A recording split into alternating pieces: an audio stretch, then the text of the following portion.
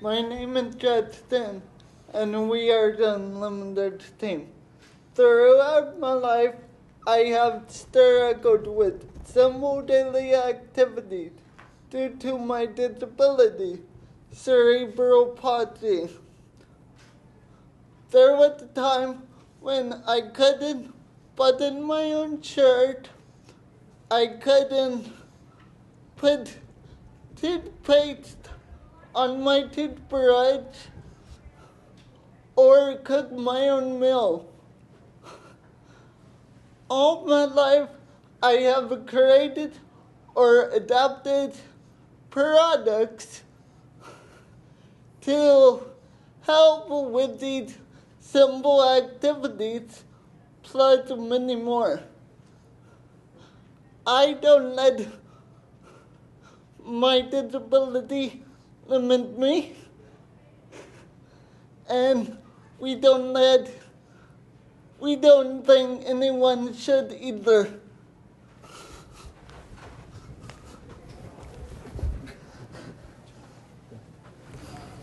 Hello, my name is Tatiana, and today I'm going to talk to you about how this is a problem that not only affects Justin, but 43 million others.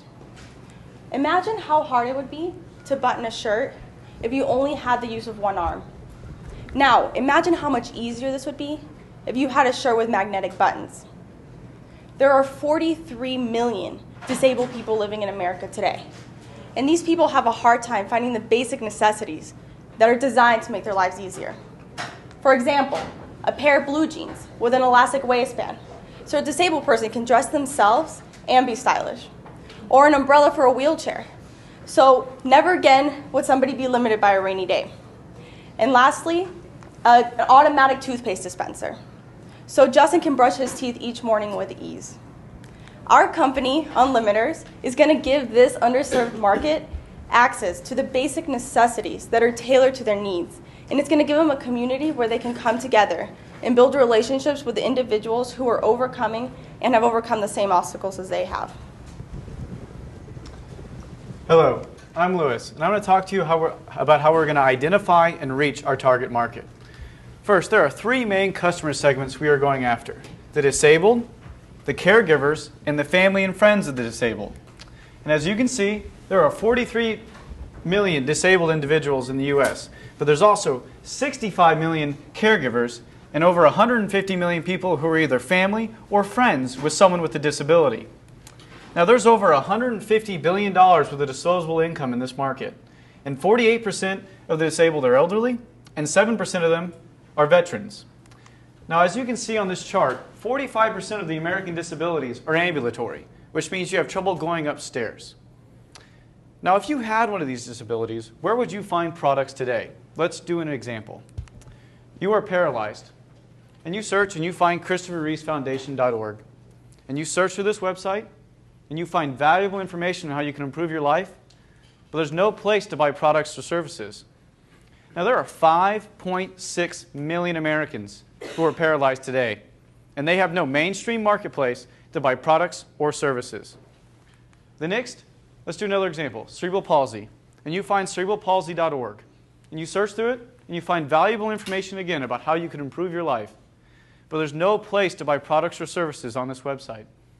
Now, there are over 700,000 Americans who suffer from cerebral palsy, and they have no mainstream marketplace to buy products or services. One last example. You're an amputee, and you find amputeecoalition.org. You search through this website, find valuable information, but there's something different about this one. This one actually has a marketplace, but the only problem is that it sells marketing material, such as brochures and wristbands. Now, there are 1.7 million Americans who are amputees today, and they have no mainstream marketplace to buy products or services. Now, like we said, there are 43 million disabled individuals in the U.S. alone, and there's hundreds of organizations supporting them. And there's no centralized place to buy products or services, and that's what UNlimiters will become, the mainstream marketplace to provide products and services to this severely underserved market. Now, out of these 10 organizations alone on this page, there are over 240 million yearly views to their organization sites. Now, this is crucial because Unlimiters needs to drive traffic to our website. And we will do that in 5 main ways. And the first is through our partner organizations, where Unlimiters becomes their online marketplace. And once an individual goes through these organization websites onto Unlimiters, they'll gain donation dollars through affiliate marketing money. And when they're on Unlimiters and searching for organizations, we will funnel them to their organization websites. The next is through the Giving Circle, which is much like a wedding registry. Members can get online, select the products they wish or desire, and have their family and friends go on and buy the products for them, because it is ever so difficult to buy a product for someone with a physical limitation. The next is content, because you can never know too much about your disability. And it's also important because of search engine optimization, and it's so crucial to be above the fold so someone can find our website when they search it. The next is through community. Through our own forums, blogs, meetups, and outside social media, people will be able to discuss and discover new ways to unlimit their lives through the community around them. And the final is through word of mouth. Through healthcare providers, doctor referrals, outside links, and conventions, people will find their way to Unlimiters because of the satisfaction others had. Now, Unlimiters is not only solving the problem of the customers, but also the suppliers. Big ones like Procter & Gamble and small ones like Adaptive Driving in Houston have a hard time getting into this tight-knit community. And we are solving that solution by connecting those two with our platform. Hello, my name is Adam, and I'm going to tell you a little bit about the marketing and operations of Unlimiters. In order to grow and maintain our customer base, Unlimiters needs to create a strong brand, and we're going to do this through the Unlimiters Seal of Approval. This seal of approval will let customers know that the products we are selling will help ease their limitations even if they were not designed to do so. Also, in order to scale quickly, Unlimiters does not want to produce the products. We are going to have a drop shipping model, a facilitated marketing model. What's going to happen is that customers will purchase from Unlimiters.com, and Unlimiters.com will transfer these orders to the suppliers, and the suppliers will ship our products to the customers in Unlimiters packaging.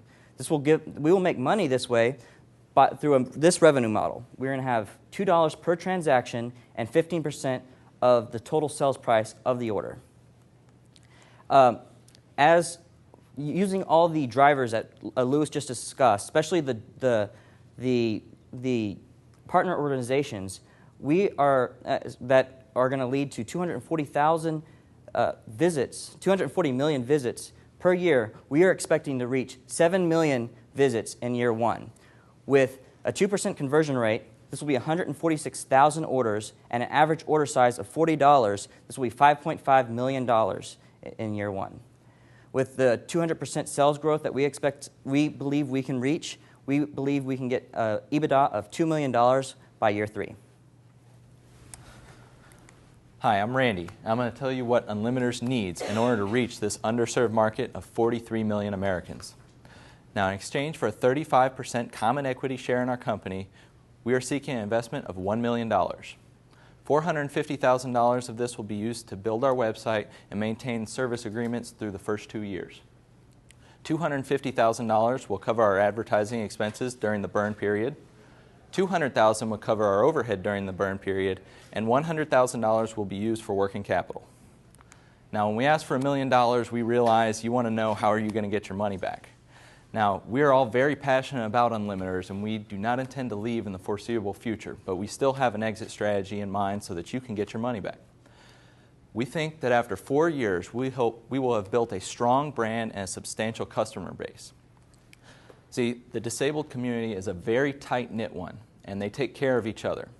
And we think by developing relationships with the partner organizations that Louis mentioned, and by hiring employees with physical disabilities and contracting with suppliers of people with physical disabilities, we will be able to become a member of the family, will be trusted, and our customers will not want to buy from anyone else. We think that this will make us an attractive target for merger by a firm that is well-versed in e-commerce but lacks a physical disability component, such as HSN or Amazon.com. We also realize that the substantial amount of capital that these firms bring will help us to fully penetrate the market, thereby helping the maximum number of people. Now, just for example, if we were to sell at a very conservative 5 times EBITDA terminal value multiple, Your $1 million investment would at that time, after 4 years, be worth $5.1 million, or a 50% internal rate of return on your investment. Now, your next concern may be, how is it that a bunch of college seniors are going to take on a project this big? To accomplish our goals, UNlimiters has enlisted the help of a board of advisors. These business professionals bring a wealth of experience from many different areas. For instance, John Farley, the former CEO of Plastic Omnium Zarn and the current CEO of Zeters, has been helping us address all of our operational concerns. Kay Patterson is a nonprofit consultant, and she has experience with starting up dozens of successful businesses. Jackie Townsend is an educator and advisor and has over 30 years of experience helping school districts address the needs of special needs children, and she knows the disabled community inside and out. Dick Liu and Christine Stevens with Acumen Designs have been helping us with our marketing, and Ken Jones, the former COO of TradeCast, has been helping us figure out exactly what our website needs to look like. All of these veterans of the business world are passionate about the UNlimiters mission, and they stand ready to help us overcome any obstacles we encounter. So as you see, UNlimiters is a sound financial investment, but perhaps more importantly, you are investing in the self-esteem of 43 million people who, as a result, will be able to live more unlimited lives. Ladies and gentlemen, we are UNlimiters. At this time, we'd love to take your questions.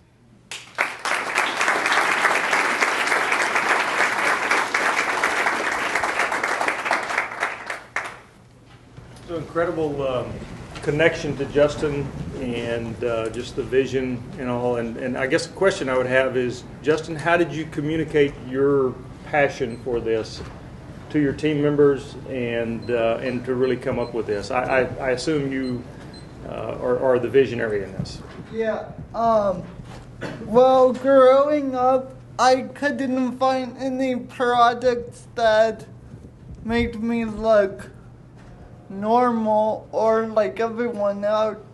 Back in like elementary, I had to wear sweatpants to school, and I was the only one wearing sweatpants, so it looked odd and not normal.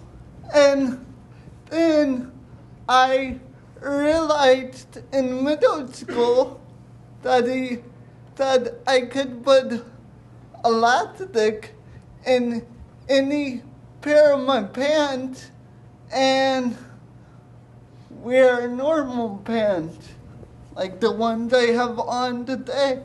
And that would fueled my idea for this company.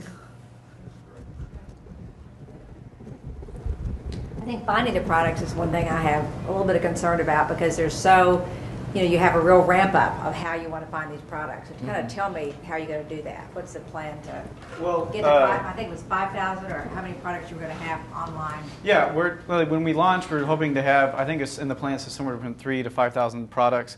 And a lot of times, people say products for disabled individuals are specially made, and they're only made for people with a disability. But it's not true.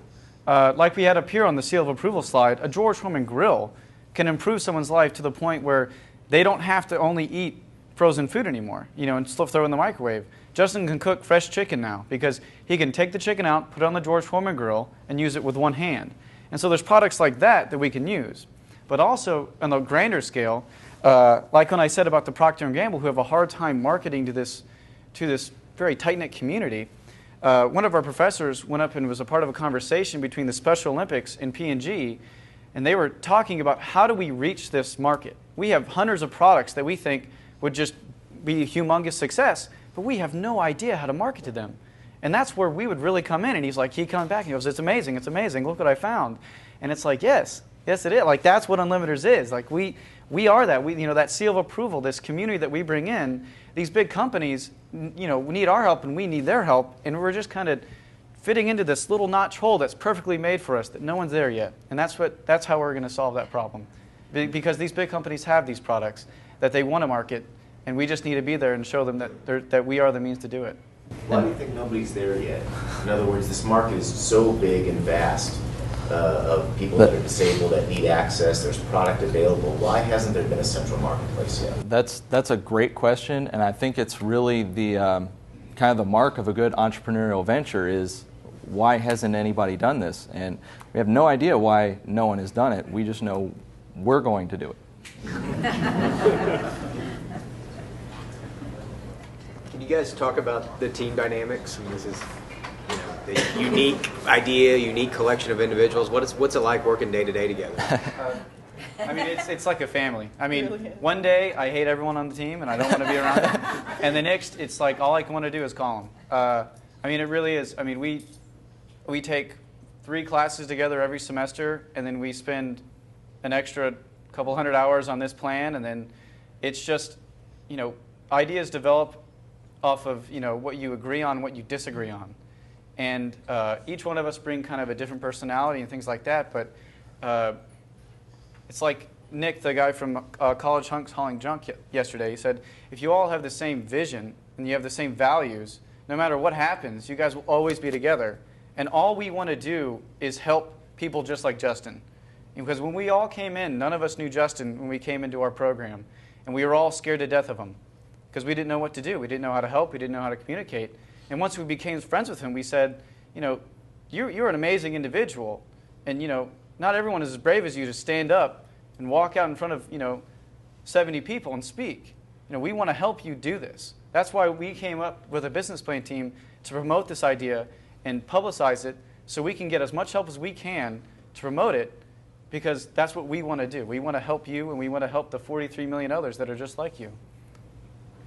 So 3 or 4 or 5 years from now, this is going well. You've got 50,000 products and serving 1 million customers or something. And the media notices you. They'll notice you well before that, but they'll notice you and they'll want to write a story about it. And they'll have a headline and try to catch. What does that headline say? What does it capture? What's the essence here? I mean, in my mind, it's, you know, there's 43 million people living everyday life now, because there's 43. It's got to be a headline. I mean, I'm trying to. I'm not a journalist here. I don't know. I think it would be about Justin. You know, Justin's passion to help other people just like him. So, yeah. Sorry. What the exact line is going to be, we'll leave that to the journalism majors. You made it personal and you made it valuable, so that's good. Can you talk about your strategic decision to have your suppliers, your vendors, drop ship versus have a central warehouse and ship directly? Just talk about the trade-offs and how you made that decision. Well, we realized that we sacrifice a little bit of something there in the ability to control the process, but we think that that is offset by our ability to grow and our ability to incorporate, you know, all of the suppliers that are already out there. For instance, Justin has an uncle that is disabled that makes tables for wheelchairs. They're high-end tables. There's nothing else like it on the market. And he likes making the tables, but he doesn't have the marketing power to reach people. So, you know, we see that, okay, we can not only help the customers, but we can help all these niche suppliers as well and just give them marketing power. So the products are already there, and we are not, you know, design majors. We're entrepreneurship majors. So what we decide is, you know, our specialty is really connecting these products and services that already exist with this market that needs them badly. You mentioned that I think it was 15% is your take of a transaction plus a $2 transaction fee. Yes. So have you tested that in the market at all? Is 15% a lot, a little for this category? It's average. I mean, it's a little low, actually. I mean, we've talked to some people say that's absurdly high, and then when you talk to someone that does drop shipping as a living, they go, that's way too low. They say they take 30%, but I mean, we see it as just kind of shooting it right down the middle, saying this 15% and then the $2 transaction fee. We talked to I forgot the name of the company, but at our last competition, somebody approached us and told us that we were way too low on our drop shipping, because he's actually a toy maker and he drop ships for about 30% on average. You guys have a pretty aggressive growth plan.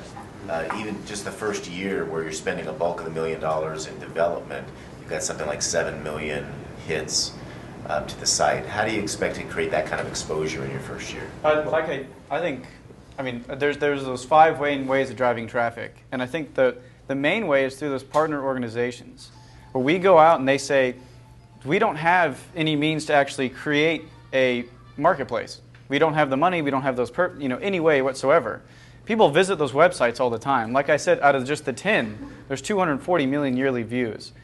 And if we get on there and we actually become their marketplace and we become tight-knit and give them a way to gain these donations by funneling people in through facilitated marketing and really kind of finish the circle of the community as opposed to making a whole other circle that people have to jump into, now people just get funneled in off of traffic that already exists.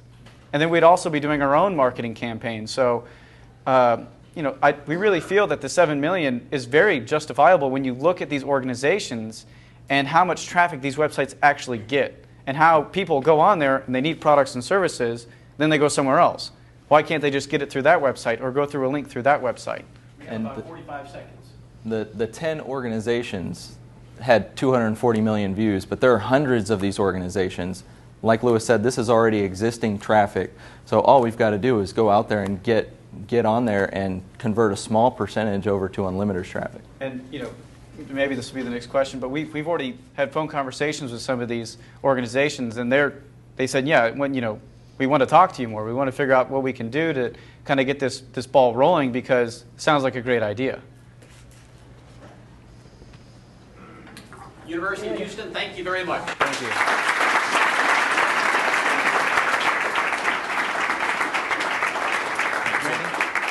Thank you. Thank you. Gary?